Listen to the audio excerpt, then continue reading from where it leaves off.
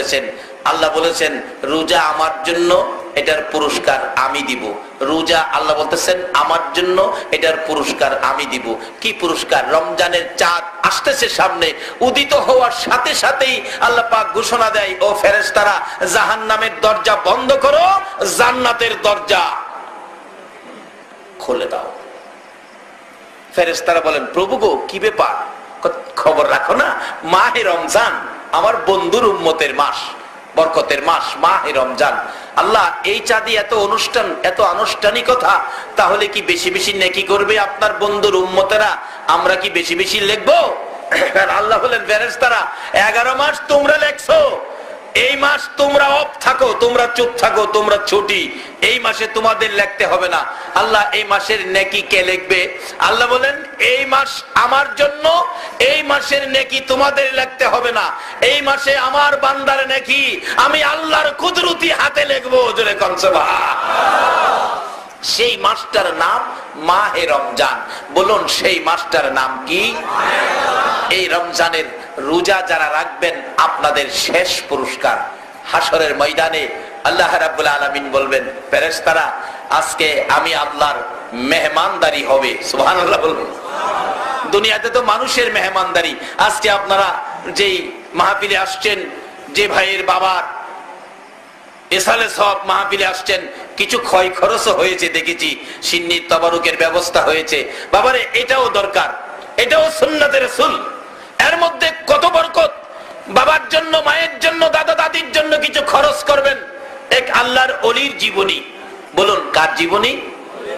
আল্লাহর ওলিদের পক্ষে থাকতে আপনারা রাজি আছেন?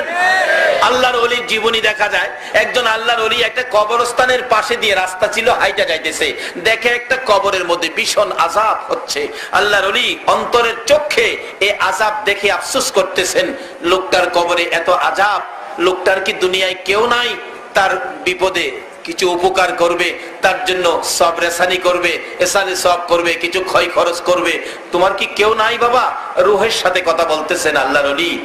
অবশেষে ওই রূহ বলতেছেন হুজুর আমার কেউ নাই, গরিব মানুষ, আমার ছোট্ট একটা বাচ্চা ছিল, বাচ্চাটা রেখে আমি দুনিয়া থেকে বিদায় হয়েছি, আর বাকিরা সব আগেই মারা গেছে। মেয়ে একটা বাচ্চা ছিল। তাই নাকি? কোন বাড়িতে? ঠিকানা বললে ওই বাড়িতে জিজ্ঞেস করেন। এরকম লোক মারা গেছে, তার বাচ্চা মেয়েটা আছে, মেয়েটা কোথায়? হুজুর এটা তো ওই বাড়িতে কাজ করে, গরিবের মেয়ে, পুকুরে গোসল করতে গেছে, যায় দেখে ঠিকই গোসলখানায় গোসল করে। ডাকতেছে মা তোমার বাবা মারা গেছে? হ বাবা আমার বাবা তো মারা গেছে। আল্লাহর ওলি ডাকতেছে তোমার আব্বার কবরে তো ভীষণ আযাব হইতেছে, তুমি কিছু ক্ষয় খরচ করো, সব রেসানি করো, ইসালে সব করো। মেয়েটা বলতেছেন হুজুর আমি খরচ করব কোত্থেকে? আমার তো 5টা পয়সাও নাই, বাবার জন্য আমি কি করব হুজুর? আমার কিছুই নাই। বাবারে তোর বাবার কবরে তো ভীষণ আযাব হইতেছে। মেয়েটা ডাকে হুজুর আপনি আল্লাহর ওলি মনে হয়, এদিকে আসেন, পুকুরের কিনারে আসেন। আসছে।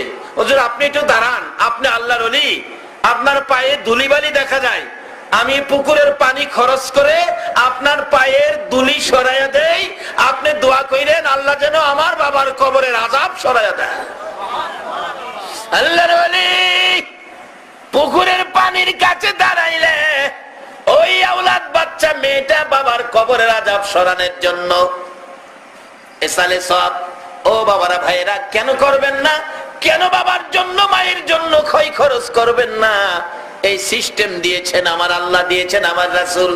পুকুরের পানি কিছুই নাই বিদায় পুকুরের পানি খরচ করে আল্লাহর ওলির পায়ের ধুলিগুলো সরিয়ে দিলেন।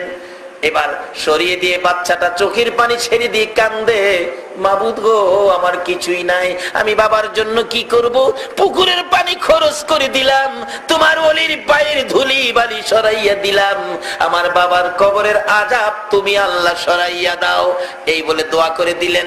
আল্লাহর ওলি ফিরে আবার যাচ্ছেন কবরের পাশে দিয়ে, যাইয়া দেখি তার বাবা জান্নাতের ফুলের বিছানায় বসে আছে। জিজ্ঞেস করলেন বাবা তুমি এত কঠিন আযাবে ছিলে, এখন তুমি জান্নাতি ফুলের বিছানায় বসে আছো? ওই মুর্দার বলতেছেন হুজুর আমার মেয়েটা পুকুরের পানি দিয়ে, পুকুরের পানি খরচ করে, কিছুই নাই আমার মেয়ে, বাবার মহব্বতে আল্লাহর ওলি আপনার পায়ের ধুলি সরাইয়া দিলে আমার আল্লাহ আমার কবরের আযাব সরাইয়া দিয়েছে। বাবারা, মরতে হবে সকলকেই, ঘোষণা হয়ে গেছে, অরেন্ড হয়ে গেছে কোরআন শরীফে, কুল্লু নাফসিন যায়িকাতুল মাউত, সকল প্রাণী মৃত্যুর কোলে ঢলে পড়বে। কিন্তু মৃত্যুর পরে যে জায়গাটা যাবেন সেই জায়গাটার নাম হলো কবর। কবরবাসীদের জন্য মাফ নবীর ওয়ারিস আলেম ওলামাগণ, আর আমাদের জন্য মাফ শবে বরাত। এই শবে বরাত আমাদের কাছ থেকে বিদায় নিল, মাসটা এখনো বিদায় নেয় নাই, কিন্তু শবে বরাতের মাপ পাওয়ার পরে আমাদের জন্য মাহে রমজান। মাহে রমজানের বাজেট কত! কোন একজন রোজাদার সারাদিন রোজা রেখে যখন ইফতার খাইতে বসে, আমার আল্লাহ জিগায়, ও ফেরেশতারা সারাদিন খাইলো না, ইফতারের টাইম এখনো 2 মিনিট বাকি, এখনো তো তারা খায় না, ব্যাপারটা কি? আল্লাহ কয়, ব্যাপার কি? ফেরেশতারা কয়, প্রভু গো, তারা অনুসরণ ধর্মঘট করেছে। অনুসরণ ধর্মঘট দেখছেন না আমাদের বাংলাদেশে অনুসরণ ধর্মঘট করে? এই কোন দল বা কোন শিক্ষক বা কোন কর্মচারীরা সরকারের কাছে দাবি জানাইলে, দাবি না মানলে দেখবেন প্রেস ক্লাবের সামনে পত্রিকা বিছাইয়া অনুসরণ ধর্মঘট করে, করে না? শুইয়া তাহে দাবি না মানলে খাইতাম না, খাইতাম না, দাবি না মানলে। আসলে কিছু খায়, দেখছি ফাঁকে ফাঁকে ডাহে, ও বাদামওয়ালা, বাদাম বাদাম এদিকে আয়। দেখছেন, মুখে কইছে খাইতাম না, দাবি না মানলে আবার বাদাম খায়। এই জন্য কইলাম হেরার দাবি আর মানে না, মাঝে মাঝে হানি খায়। কয়েক ঘন্টা থাকলেই নেতা নেত্রীরা আইসা কয়, আচ্ছা পানি খান, অনুসরণ ভাঙ্গাইলাম, আপনাদের দাবি দেওয়া সম্পর্কে চিন্তা করা হবে। এই পর্যন্তই শেষ, কি চিন্তা? কিন্তু রমজানের রোজাদার যখন সারাদিন রোজা রেখে ইফতার সামনে অনুসরণ ধর্মঘট করেছেন, সারাদিন কিচ্ছু খাই নাই, নাকি রোজা রেখে খাইছেন? খাইছেন রোজা রেখে? বাবারে, রোজা রাখুন। এই রোজা যে উম্মতের জন্য কত সুন্দর বাজেট, তাই বলতেছিলাম। এই ইফতার নিয়ে বসছেন, 2 মিনিট বাকি, খান না। ফেরেশতারা জিগায়, আল্লাহ এখন হারা খায় না, ব্যাপার কি?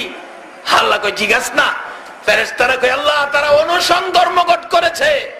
দুনিয়ার অনুসরণ ধর্মঘট ভন্ডাভন্ডি, বাদাম খায়, পানি খায়। রমজানের রোজাদার এমন এক অনুসরণ করেছে, পানিও খায় না ইফতারির টাইম না হওয়া পর্যন্ত। আল্লাহ বলেন, ফেরেশতারা এই অনুসরণকারীদের উদ্দেশ্যে আমি ঘোষণা দিচ্ছি, তারা আযানের আগ পর্যন্ত, সূর্যাস্তের আগ পর্যন্ত কিছুই খাবে না। তোমরা সাক্ষী থাকো, আমি কথা দিলাম, যেই দাবিতে তারা রোজা রাখছে, আমি আল্লাহ এই দাবি পুরা করে নিলাম, এবং পানির আগে, মুখে দেওয়ার আগে আগে আমি তাদের জীবনের গুনাহগুলো মাফ করে দিলাম।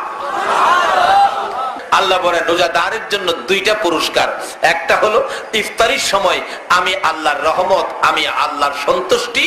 আরেকটা হলো জান্নাতের মধ্যে রোজাদারের সাথে আমি আল্লাহর সাক্ষাৎ। জোরে জোরে কান সুবহানাল্লাহ।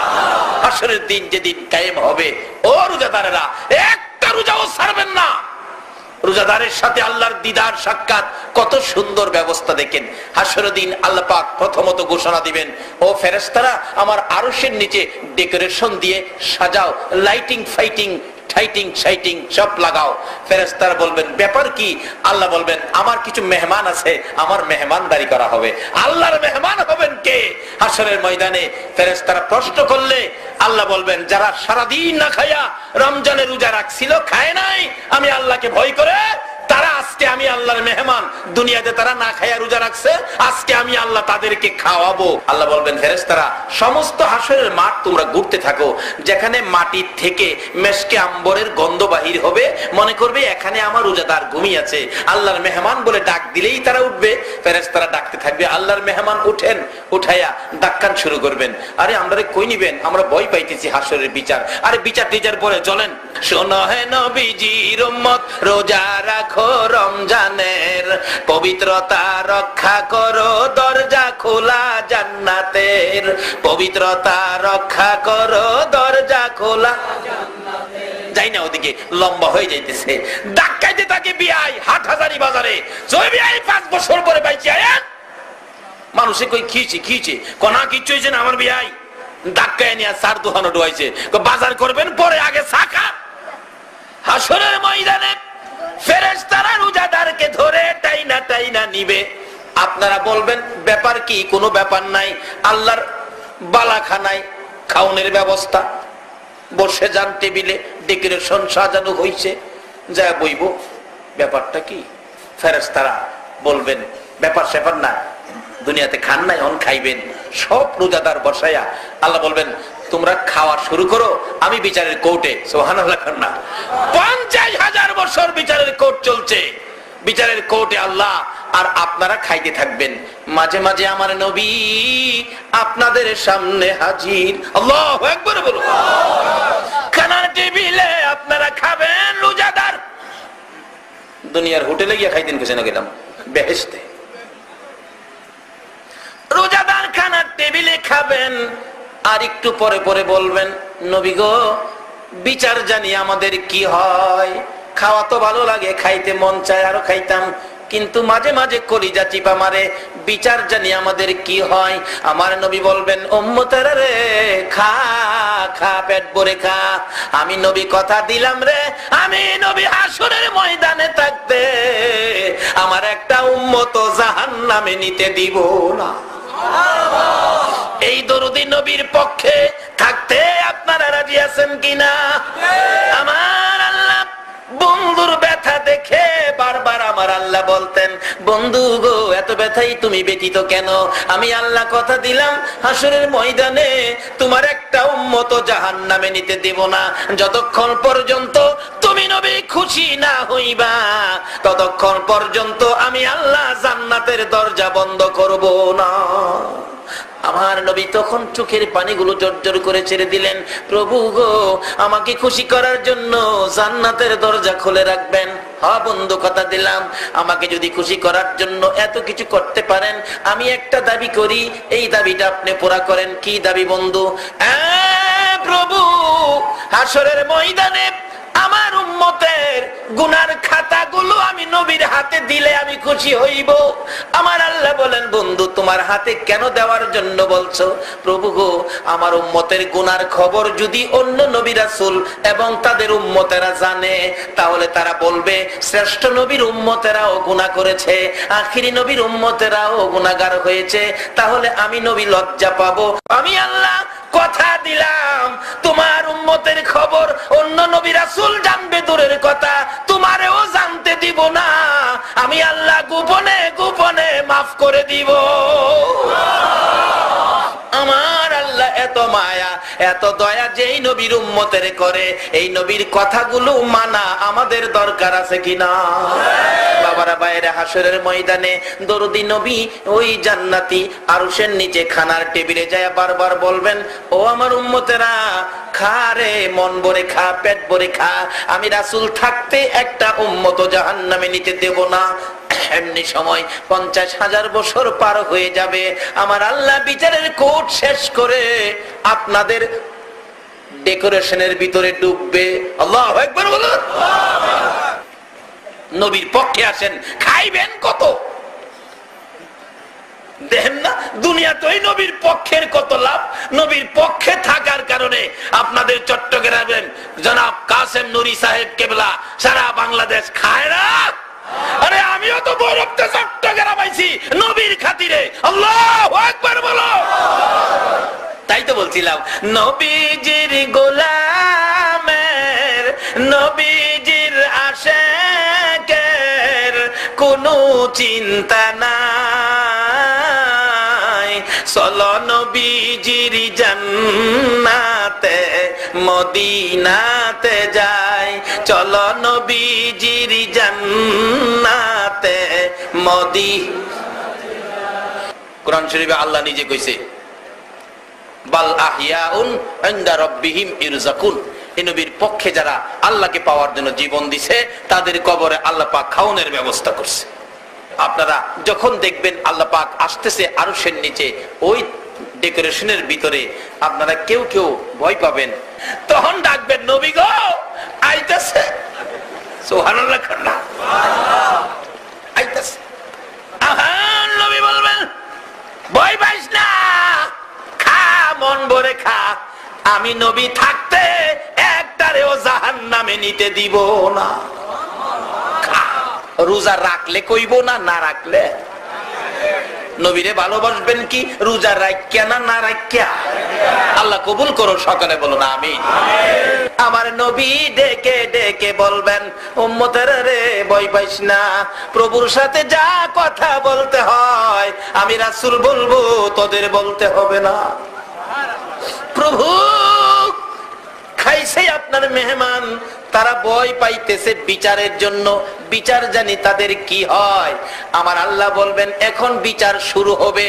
আমার নবী দুইটা চোখের পানি গাল বেবে ছেড়ে দিবে। মওত লক্ষ লক্ষ বছর নুরানি রুহানি জগতে উম্মতের ব্যথায় কাঁদছি, 63 বছর জিন্দেগি দুনিয়ার জমিনে উম্মতি উম্মতি বলে কাঁদছি, মদিনার রওজায় শুয়ে হাজার হাজার বছর উম্মতি উম্মতি বলে কাঁদছি, হাসরের ময়দানে তোমার আরশের নিচে সিজদায় পড়ে উম্মতি উম্মতি বলে কাঁদছি। প্রভু গো, এত কান্দা যে উম্মতের জন্য কাঁদলাম, এমন বিচার করো না যেই বিচারে আমি নবী আবার কাঁদতে হবে। আমার আল্লাহ বলেন, বন্ধু বিচারের কাজ শেষ করে দিলাম, তোমার উম্মতে দুনিয়ায় না খাইয়া রোজা রাখছিল, আজকে আমার খানার টেবিলে বরকতের টেবিলে 50,000 বছর যারা খাইছে, এই খাওয়ার ভিতরে তোমার উম্মতের বিচার আমি আল্লাহ শেষ করে দিলাম। খাওয়ার ভিতরে বিচার শেষ। আল্লাহর এত দয়া, আল্লাহ কেন পারবে না? দেখুন না, বাচ্চারা খাইতেছে, মা কইতাছে দেখো যা কইবার আমারে কহে রে, কেউ না সারাদিন খাইছে না। বাপ দেখেন ডাক ডাক কয়, আজকে আর কিছু করলাম না, খালি খাওয়ার মধ্যে দেখিয়া, খাওয়াত না হইলে বুঝাইতাম। দুনিয়ার বাপ যদি খাওয়ার থাকলে সব বিচার শেষ করে দেয়, আল্লাহ হাসরের ময়দানে আরশের নিচে রোজাদারের খানার টেবিলে ফালায়া সমস্ত বিচারের কাজ শেষ করে দিবেন। জোরে বলুন সুবহানাল্লাহ। যেই নবীর উম্মতের সাথে এই ব্যবহার হাসরে করবেন, দুনিয়াতে করেন, কবরে করবেন। খবরে গাউসে পাক আব্দুল কাদের জিলানী রাহমাতুল্লাহ আলাইহির খবরের অবস্থা কি হয়েছিল। খবরে গাউসে পাকের খবরে মুলকিন নকির গিয়া দুইজনে জিগাই, আপনার রব কে? গাউসে পাক কিছু কয় না। আবার জিগাইছে রব কে? কিছু কয় না। আবার জিগাইছে রব কে? ধমক মারছে, দৌড়ারে থাপাদা দৌড়ছে। দইরা কই রব কে? রব কি করস? তোর আর সালাম কালাম কই? দুনিয়ার দরা সহজ, কবরের দরা বড় কঠিন। কি দর, দুইটাই কাঁপতাছে থর থর করে। ধরা পড়ছেন না তো কবর, বুঝতেন কি ধরা যায়। আমরা যে নবীর উম্মত, এই নবীর উম্মতের মধ্যে সালাম কালাম থাকতে হবে। রাসূল বলছেন যে আগে সালাম দিবে সে আমার উত্তম উম্মত হবে। আপনারা কি নবীর আদরের উত্তম উম্মত হইতে রাজি আছেন? কি কাজটা করে হইবেন বলুন বাবা, বলুন কি কাজটা করে হবে? তো সহজ কাজ, কালকার থেকে শুরু করেন সালাম। অন সালাম নাই, একটু শিক্ষিত হইলেই, বড় হাফ প্যান্ট পিনলেই, খারিয়া প্রস্রাব করার সুযোগ হইলেই হ্যাঁ ভদ্রলোক হয়ে গেছে। কোর্টে কাচারিতে, অফিস আদালতে, ব্যবসা বাণিজ্যে গুড মর্নিং গুড নাইট, এটা বলে ভদ্রতা। ও মুসলমান, ও আশিকে রাসূল, তোমার লজ্জা থাকা উচিত। গুড মর্নিং গুড নাইট মুসলমানদের মুখ থেকে বাহির হইতে পারে না। যারা গুড মর্নিং গুড নাইট শিক্ষা দিয়েছে তারা আজকে ইরাকের জমিনে এসে আবু গারিব কারাগারে আমাদের মা বোনদের ইজ্জত মারতেছে। আমরা মুসলমান কোনদিন মুখ থেকে গুড মর্নিং গুড নাইট বাহির করতে পারি না। ওই নবীর আদর্শ, যেই নবীতে 70 বছর জিন্দেগি উম্মতি উম্মতি বলে কাঁদছে, এখনো সোনার মদিনায় কান্দে, হাসরে কান্দে, একটা উম্মত জাহান্নামে থাকা পর্যন্ত কাঁদবে। সেই নবীর আদর্শ সালাম সমাজে বাস্তবায়ন করতে রাজি আছেন? আল্লাহ কবুল করুন, সকলে বলুন আমিন। বাবারা ভাইয়েরা, কালকার থেকে সালাম শুরু করে দিবেন। সালাম একজন আরেকজনকে দিবেন, এটা নবীর আদর্শ। উত্তম উম্মত হবেন সালাম দিয়ে। এই নবীর উত্তম একজন উম্মত হতে পারলে লাভ কত। উত্তম উম্মত হয়েছেন আবু বকর সিদ্দিক রাদিয়াল্লাহু তাআলা। যেদিন আবু বকর দুনিয়ার থেকে বিদায় হবেন, আবু বকর বলেছিলেন, ও সঙ্গীরা, আমি মারা গেলে তোমরা আমাকে গোসল দিয়ে কাফন পরে জানাজা শেষে নবীজির রওজার পাশে নিয়ে রাখা নবীজিকে ডাক দিয়া জিগাইও আমার দাফনটা কই হবে। যদি আমার আচার আচরণে আমার ভালোবাসায় রাসূল খুশি হয়ে থাকেন, তাহলে রওজা পাকের ভিতর থেকে নবী কথা বলবেন, যেখানে বলে সেখানে দাফন কইরো। আচ্ছা বলুন, আমার নবী এখনো রওজার ভিতর থেকে কথা বলার ক্ষমতা আছে কিনা? আপনারা কে কে এখানে বসে আছেন রাত্র শেষ পর্যন্ত আমার নবী দেখে কিনা? আল্লাহু আকবার বলো। আমার নবী সব দেখতেছে। রওজা পাকের ভিতরে আর এখন শোয়া নাই, নবী বসে আছে। আল্লাহ বলতেছেন, আমার বন্ধুর রওজার পর্দা উঠিয়ে দাও, আমার বন্ধু মন ভরে দেখো বাংলার পাগলগুলোকে। কে সেই আপনারা? নবীর মায়ের নজরে বসে আছেন। কে সেই আপনারা? কোন মায়ের সন্তান? নিশ্চয়ই আপনারা যেদিন মায়ের পেটে ছিলেন, আপনার মা আপনি পেটে থাকাকালীন নবীর উপর দুরূদ শরীফ পড়ছিল। ওই তাসির যাদের গায়ে আছে তারাই রাত্র 3টা পর্যন্ত বসে থাকে। বাবারা ভাইয়েরা, আসুন সে নবীর পক্ষে। আবু বকর বলেন, আমি নবীর পক্ষে ছিলাম, নবীর আদর্শে ছিলাম, নবীর 1 নাম্বার উম্মত হওয়ার জন্য কাজ করেছিলাম। নবী কবুল করছে কিনা তোমরা প্রমাণ করে দিও। আবু বকরের মৃত্যুর পর গোসল দিয়ে কাফন পরে জানাজা শেষে নবীজি রওজার পাশে হযরত আলী রাদিয়াল্লাহু তাআলা বলেন, আমি ডাকতেছিলাম, হুজুর আপনার গোলাম আবু বকর আপনার পায়ের নিচে হাজির, বলুন কোথায় দাফন করব? কোনো জবাব নাই। আবার ডাকছে, হুজুর আপনার গোলাম আবু বকর হিজরতের সাথী, গুহার সাথী, রাতের সাথী, দিনের সাথী, কোথায় দাফন করব? কোনো জবাব নাই। 3 বারের মাথায় হযরতে আলী রাদিয়াল্লাহু তাআলা আনহু কাঁদতেছেন, হুজুর আবু বকরের বেলায় যদি কথা না বলেন, আমি আলীর বেলায় জানি কি উপায় হয়। এমনি সময় দেখা যায় নবীজির রওজা মুবারক থরথর করে কাঁপতেছে। সকল সাহাবীরা তাকিয়ে আছে, ব্যাপার কি? রওজা পাক কাঁপে কেন? ভিতর থেকে বড় মায়ার সুরে আমার নবী ডাকতেছেন, আলী আলী রে, পাগলামি করিস না রে আলী, কই আমার আবু বকর, কই রে আমার আবু বকর, দে দে আমার আবু বকরকে আমার পাশে দাফন করে দে। ডাইকা ডাইকা নবীর পাশে শোয়ায়। যদি নবীর 1 নাম্বার উম্মতের খাতায় নাম লাগাইতে পারেন, বলে হুজুর এখনো কি ডাইকা নবীর পাশে নিবে? যদি নবীর পাশে নবী নাও হন, নাই আপনি যদি বাংলায় শোন, আমার নবী রওজা ছেড়ে বাংলার জমিনে এসে আপনার পাশে হাজির হয়ে যাবে। কিন্তু আসুন নিজের ইচ্ছা মতো মন গড়া আদর্শ ছেড়ে দিয়ে নবীর পক্ষে, নবীর আদর্শ, নবীর ভালোবাসায় যায়। যে নবীর পক্ষে আমার আল্লাহ নিজে 24 ঘন্টা দুরুদ ও সালাম পাঠ করেন, যে নবীর ভালোবাসায় আমার আল্লাহ এত কিছু করেছেন, যে নবীর বরকতে সবে বরাত পেয়েছি, রমজান পেয়েছি, সবে কদর পেয়েছি, এত বরকত গুলো যার উসিলায় পেয়েছি। আজকে আমরা সে নবীর উম্মত। তার সাথে সাথে যে নবীর উম্মতের জন্য কবরবাসীদের রুহের মাগফিরাতের সিস্টেম ইসালে সওয়াব মাহফিল, আজকে সেই মাহফিল সবে বরাতের চাঁদে অনুষ্ঠিত হয়েছে। যার জন্য, যার উদ্দেশ্যে মাহফিল, আল্লাহ যেন তাকে মাফ করেন, সেজন্য আমরা দোয়া করব। আমরা যারা দুনিয়াতে আছি, বাবারে জানি না দুনিয়াটা আমরা না, দুনিয়ার মালিক আল্লাহ। আল্লাহ দুনিয়া ছাড়ার ঘোষণাও আমাদেরকে দিয়ে দিলেন। আল্লাহ কিন্তু আমাদেরও ঘোষণা দিয়ে দিয়েছেন, কুল্লু নাফসিন যায়িকাতুল মাউত, সকল প্রাণী মৃত্যুর কোলে ঢলে পড়তে হবে, অর্থাৎ এই দুনিয়া ছেড়ে দিতে হবে। আমাদেরও ওয়ারেন্ট হয়ে গেছে, ঘোষণা হয়ে গেছে দুনিয়া ছেড়ে দিতে হবে। তার আগে নবীর পক্ষটা ধরুন, নবীর আদর্শের মধ্যে ঢুকুন, নবীর পছন্দের জিনিসগুলি আমলে নেন। আল্লাহ আমাদেরকে সেই বুঝ, সেই শক্তি, সেই তৌফিক দান করুক। সকলে বলুন আমিন। আসুন বাবারা, রাত্র শেষের দিকে দোয়া হবে। তার আগে যে নবীর উপর আমার আল্লাহ নিজে দুরুদ সালাম প্রেরণ করেন, করতেছেন, 24 ঘন্টা করেন ফেরেশতারা করে, ইমানদারদেরকে ডেকে বলেন, ইয়া আইয়ুহাল্লাযীনা আমানু সাল্লু আলাইহি ওয়া সাল্লিমু তাসলিমা। ও ইমানদাররা, তোমরাও এই কাজে শরীক হও। যে কাজ আল্লাহ করেন, ফেরেশতারা করেন, এই কাজটা কি আপনারা করতে রাজি আছেন? আল্লাহুম্মা আমিন। ربنا ظلمنا أنفسنا وإن لم تغفر لنا وترحمنا لنكونن من الخاسرين رب ارحمهما كما ربياني صغيرا رب ارحمهما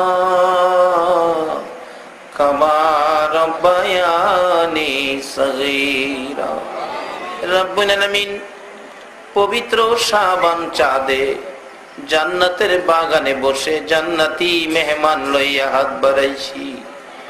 মাবুদ, সন্ধ্যা থেকে নিয়ে রাত্র 3টা পার হয়ে গেছে গো আল্লাহ। এত রাত পর্যন্ত তোমার আদুরের বান্দারা, তোমার নবীর আশেক পাগলেরা কষ্ট করেছে। দুটো হাত তোমার দরবারে বাড়াইছে, একবারে খালি হাত বাড়াই নাই। তুমি যেই নবীর উপর 24 ঘন্টা দুরূদ ও সালাম পাঠ করো, আমরা ওই নবীর উপর দুরূদ ও সালাম মদিনা পাঠাইছি গো আল্লাহ। আমাদের দুরূদ ও সালাম গুলো পাখির মতো উড়াইয়া উড়াইয়া দয়ার নবী মায়ার নবীর কদম মুবারকে পৌঁছাইয়া দাও মাবুদ। বাংলার জমিন থেকে দুরূদ পড়লে এত ভালো লাগে গো, মদিনায় যাইয়া যদি এ আশেকের দলেরা দুরূদ ও সালাম নবীরে শুনাইতো, না জানি কলিজায় কত শান্তি লাগতো। ইয়া আল্লাহ, আমাদের দুরূদ ও সালাম গুলো দয়ার নবী মায়ার নবীর কদম মোবারকে পৌঁছাইয়া দাও। ইয়া আল্লাহ, দুরূদ ও সালাম উসিলা করে, শাবান চাঁদ উসিলা করে, আজকে রাত্র 3টা পার হয়ে গেছে, আমরা যারা হাত বাড়াইছি গো আল্লাহ মাবুদ, জানি দুনিয়ায় থাকবো না, তারপরেও শয়তানের দুকায় পড়ে, দুনিয়ার মায়ায় পড়ে কত গুনাহ করে ফেলেছি গো আল্লাহ। সকল গুনাহগুলো লইয়া গভীর রাত্রে দুটো করে হাত বাড়াইছি মাউত।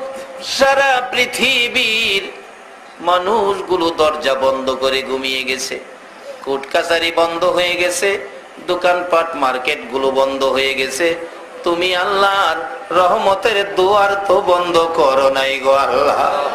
আমরা যারা হাত বাড়াইছি, কার জীবনে কত গুনাহ হিসাব জিগাইও না। আজকের জন্য কে নামাজি, কে বেনামাজি, কে মেয়ে, কে পুরুষ, কাউরে কিছু কইও না। মাহফিলের উসিলাই পবিত্র চাঁদে দুরূদ ও সালামের খাতিরে আমাদের তামাম জিন্দেগীর গুনাহগুলো মাফ করে দাও মাবুদ।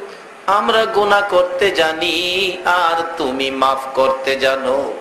আমরা যে মাফের আশায় হাত বাড়াইলাম, তুমি মাফ করছো নি গো আল্লাহ। একটা ডাক দেন, আল্লাহ ইয়া আল্লাহ ইয়া আল্লাহ। মাবুদ, তোমার বান্দারা গুনাহ মাফের জন্য তোমারে আল্লাহ আল্লাহ কইয়া ডাকছে রে। দুনিয়ায় দেখি সন্তানেরা অপরাধ করলে মা বাবা ধমক দেয়, বাড়িতে জায়গা দিবি না। মা বাবার বয়স সারাদিন বাড়িতে আসে না, রাত্র যখন হয়ে যায় বাবা নিজে হারিকেন ধরাইয়া রাস্তায় রাস্তায় ঘুরে আর সন্তানের তালাশ করে। মা দরদি রাত্র 12টা বাজলেও অপরাধী সন্তানের জন্য দরজাটা খুইলা বিনাইয়া বিনাইয়া কান্দে। মায়ের মতো দরদি, বাবার মতো দরদি যদি অপরাধী সন্তানের জন্য এত পাগল হইতে পারে গো, তুমি আল্লাহর 99 ভাগ মায়া কই রাখছো গো আল্লাহ। গুনাহগার বান্দারা তোমাকে আল্লাহ আল্লাহ কইয়া ডাক মারলো, তোমার কি মায়া লাগে না? তোমার কি দয়া লাগে না?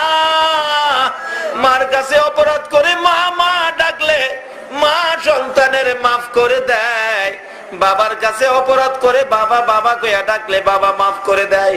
তোমার অপরাধী বান্দা তোমারে আল্লাহ আল্লাহ কইয়া ডাকলো, তোমার কি মায়া হলো না? তোমার কি দয়া হলো না? এই মুহূর্তে আমাদের সকলের জীবনের গুনাহগুলো ক্ষমা করে দাও আল্লাহ। জীবনের গুনাহ ক্ষমার আসার দরখাস্তের পর আর একটা দরখাস্ত করি, তুমি কিন্তু রাগ হইও না। আমি জানি না হাজার হাজার মানুষের মধ্যে কার জানি মানায় মারে মা, মা হারা ব্যথা লইয়া কে জানি 2টা হাত বাড়াইছে গো আল্লাহ। কার জানি বাবা নাই রে, বাবা হারা ব্যথা লইয়া কে জানি হাত বাড়াইছে। যেই বাবা মাথার গাম পাতাই পড়তো, রাত্রের দিন বানাইয়া পরিশ্রম করে সন্তানের লালন পালন করেছে, এ বাবা কার জানি কবরে গো আল্লাহ।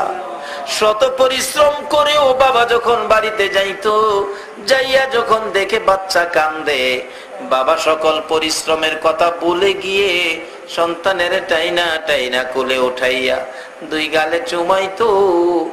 জীবনে বাবার কোলে কত পসরা পায়খানাও করছি গো আল্লাহ। বাবা কার জানি দুনিয়ায় নাই, ওই দরদি মা জানি কার কবরে, যে মা শীতের রাত্রে সন্তান যদি ডান দিকে প্রস্রাব করে দিত, মা টাইনা টাইনা বাম দিকে নিত, বাম দিকে প্রস্রাব করে দিলে মা প্রস্রাবের ভিজা জায়গায় শুইয়া সন্তানের শুকনা জায়গায় রাখতো। এই দরদি মা বাবা যার কবরে, প্রভু গো ছোট সময় দেখেছি সন্তান অসুস্থ হলে মা তোমার কাছে জীবন ভিক্ষা চাইতো গো আল্লাহ। ওই মা বাবা যার কবরে আমরা তোমার জান্নাত ভিক্ষা চাই গো আল্লাহ, তোমার জান্নাত ভিক্ষা চাই গো আল্লাহ। ওই সকল মা বাবার কবর গুলো জান্নাতের বাগান বানাইয়া দাও। যাদের মা নাই রে তার জানি কেমন লাগতেছে রে আল্লাহ। মায়ের অভাবীরা কি করে নিজে দেখেছি। একটা মায়ের পাগল ছেলে 4 বছর বয়স, আর একটা মেয়ে 6 বছর বয়স, হঠাৎ করে মা স্ট্রোক করে মারা গেছে। বাচ্চাগুলো মায়ের লাশের উপর গেছে রে আল্লাহ। মায়ের অভাবীরা কি করে নিজে দেখেছি। একটা মায়ের পাগল ছেলে 4 বছর বয়স, আর একটা মেয়ে 6 বছর বয়স, হঠাৎ করে মা স্ট্রোক করে মারা গেছে। বাচ্চাগুলো মায়ের লাশের উপর শুইয়া রে মা মা কইয়া কান্দে। অবশেষে গোসল করাইয়া কাফন পরাইয়া জানাজা শেষে ঢাকাই থাকতো তারা। আজিমপুর কবরস্থানের দিকে ট্রাকে করে নিয়ে রওনা হলো। বাচ্চা দুইটা মায়ের লাশের পাশে বসে একটু পরে পরে ছোট্ট ছেলেটা ডাক মারে, মা মা গো কথা কও না গো মা। বাবা পাশে বসে চোখের পানি ছেড়ে দেয়। ছোট ছেলেটা জিগায়, আব্বু আমার আম্মু কথা কয় না, এত ডাক ডাকি ব্যাপারটা কি? আমার আম্মু কই যাবে গো আব্বু? বাবা বুঝানোর জন্য বলছে, তোমার আম্মু বেড়াইতে যাবে। মেয়েটা একটা চিৎকার মারছে, আব্বু আমার ছোট ভাই বুঝে না, আপনি মিথ্যে কথা কন। আমার আম্মু বেড়াইতে গেলে শাড়ি পরে যাইতো গো বাবা, আজকে দিয়ে আমার আম্মু সাদা কাপড় লাগাইছে।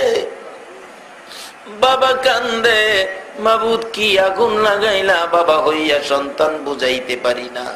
অবশেষে লাশ ট্রাক যখন আজিমপুর কবরস্থানের গেটে থামলো, লোকেরা খাট কাঁধে লইয়া ভিতরে ঢুকলো। কবরের পাশে নামাইলে দুইটা লোক কবরে নাইমা লাশে ধরে টানতেছে। বাচ্চা দুইটা কাফনের উপরে দিয়ে মায়ের পায়ে পড়ে কান্দে, মা মা গো আমরা রে ফালাইয়া যাইও না, আমরা কার মা মা কইয়া ডাকবো? রাত্র হইলে আমরা কার গলাই ধরে ঘুমাবো গো? আমরা রে ফালাইয়া যাইও না গো মা। কোন কথাই মানলেন না। লোকেরা বাচ্চা দুইটাকে সরাইয়া কবরে দিয়ে জীবনের বিদায় করে দিলে। বাচ্চাগুলো বাসায় যেতে চায় না, মায়ের সাথে কবরে থাকবে। বাবা শেষরাইয়া বাহির করে রিক্সা করে রওনা হলেন, বাসায় যাবে। একটু পর পর বাচ্চাগুলো রিক্সার সিটের উপর দাঁড়াইয়া পিছনের দিকে তাকাইয়া তাকাইয়া ডাক মারে, মা আমরা রে কেমনে বিদায় দিলা ও মা। হ্যাঁ মায়ের অভাবী মায়ের দুঃখী, বাবার অভাবী বাবার দুঃখী, কে জানি হাত বাড়াইছে রে আল্লাহ। এই মুহূর্তে ওই সকল মা বাবার কবর গুলো জান্নাতের বাগান বানাইয়া দাও। ইয়া আল্লাহ মা বাবা যার দুনিয়াতে আছে হায়াত বাড়িয়ে দাও। মা বাবা কেমন জিনিস বোঝার তৌফিক ছেলে মেয়েদেরকে দান করে দাও। ইয়া আল্লাহ দাদা দাদি নানা নানি শ্বশুর শাশুড়ি আলী আওলাদ বংশধর্মী মুরব্বী পাড়া প্রতিবেশী খানদানবাসী মহব্বতী যারা কবরে গো, সকলের কবর জান্নাতের বাগান বানাইয়া দাও। মাবুদ খাস করে আজকে যে উদ্দেশ্যে মাহফিলের আয়োজন করা হয়েছে, মরহুম নুরুল ইসলাম সওদাগর সাহেব আর দুনিয়ায় নাই রে আল্লাহ। ওনার আলিয়া ওলাদেরা ওনার রোহের মাগফিরাতের জন্য মাহফিলের আয়োজন করেছে। আল্লাহ এই মাহফিল তুমি কবুল করো। এই মাহফিলের উসিলায় ওনার জীবনের ভুল ত্রুটি থাকলে দয়া করে ক্ষমা করে দাও গো আল্লাহ। ওনার পক্ষ থেকে আমরা সকলে মিলে তোমার কাছে ক্ষমা চাই। ওনার কবরখানি জান্নাতের বাগান বানাইয়া দাও গো আল্লাহ। ইয়া আল্লাহ, এই বংশ থেকে আরো যারা কবরে, এই খানদানবাসী আরো যারা কবরে, এই মাহফিলের উসিলায় সকলের কবর জান্নাতের বাগান বানাইয়া দাও। ইয়া আল্লাহ, খাস করে যারা দুনিয়াতে আছেন, ওনার আলিয়া ওলাদ বংশধর খানদানবাসী সবাইকে তোমার কুদরতি হাতে দিয়ে গেলাম। সকল প্রকার আফত বিপদ, আযাব গজব, অ্যাক্সিডেন্ট, বালা মুসিবত, শয়তানের শয়তানি, দুশমনের দুশমনি হইতে বাঁচাইয়া রহমত বরকত শান্তি দ্বারা ভরপুর করে দাও গো আল্লাহ। ইয়া আল্লাহ, খাস করে এই মাহফিলে এত রাত পর্যন্ত যারা কষ্ট করেছে, আমাদের মধ্যে যারা অভাবী, অভাব দূর করে দাও। যারা বিমারি, বিমার শেফা করে দাও। যারা ঋণগ্রস্ত সে ঋণ থেকে মুক্ত করে দাও। ইয়া আল্লাহ, যারা বিপদে আছে বিপদ থেকে উদ্ধার করে দাও। যারা নামাজি নামাজ কবুল করে দাও। যারা নামাজ পড়ে না নামাজের বুঝ দান করে দাও। ইয়া আল্লাহ, যারা বিদেশ থাকে সহি সালামতে রাখো। যারা বিদেশ যাবে মনের আশা পুরা করে দাও। যারা ব্যবসা করে ব্যবসায় বরকত দাও। যারা চাকরি করে পদোন্নতি দান করে দাও। যারা গৃহস্থী করে করবে জমির ফসলে বরকত দিয়ে দাও। আল্লাহ, যারা লেখাপড়া করে লেখাপড়ায় বরকত দাও। যারা পরীক্ষা দিয়েছে দিবে কামিয়াবি দান করে দাও। ইয়া আল্লাহ, তোমার নবীর সকল আশেক পাগলদেরকে বেশি বেশি করে নেক হায়াত বাড়াইয়া দাও। মাউত, এই মাহফিলে যারা এই পর্যন্ত কষ্ট করছে গো আল্লাহ, আমার মন কয় তোমার নবী যদি এখন ডাক দিত, উম্মতেরা রে, যুবকেরা রে, আয় তোদের লইয়া উহুদের ময়দানে যাব। এই মাহফিলের পাগলগুলো তোমার নবীর পক্ষে দৌড়ে যাইতো গো আল্লাহ। এই পাগলদেরকে নিয়ে একটা দরখাস্ত করি, প্রভু গো, ওই মায়ার নবীরে একদিন ঘুমের ঘরে স্বপ্নে দেখাইয়া দিও। নবীজিকে স্বপ্নে না দেখাইয়া এই মাহফিলের কাউকে তুমি সাদা চাদর গায়ে লাগাইও না। ইয়া আল্লাহ, এই পবিত্র চাঁদ, রবিউল আউয়াল চাঁদ, মুহররমের চাঁদ, ইয়া আল্লাহ,